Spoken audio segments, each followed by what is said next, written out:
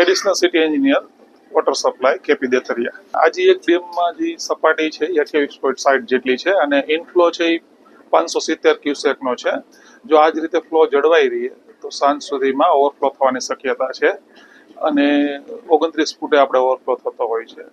તો આજની સ્થિતિને ધ્યાને લેતા અને જો ઇનફ્લો આ રીતે જળવાઈ રહે તો સાંજ સુધીમાં થાય એ રીતની ગણતરી છે.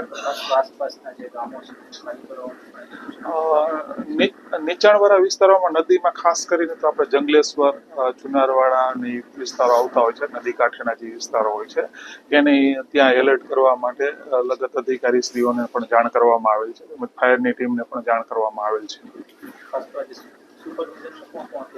અત્યારે અમે સાઇટ ઉપર હતા, હું ને મારા સ્ટાફ, ડેપ્યુટી એન્જિનિયર ને આસિસ્ટન્ટ એન્જિનિયર.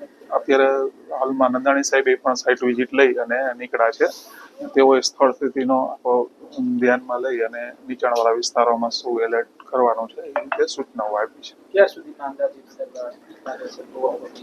ઇનફ્લો જો 570 ક્યુસેકની આસપાસ જળવાઈ રહે તો સાંજ સુધીમાં ઓવરફ્લો થવાની શક્યતા છે, પણ ઇનફ્લો ઘટે તો પછી એટલું ડીલે થાય.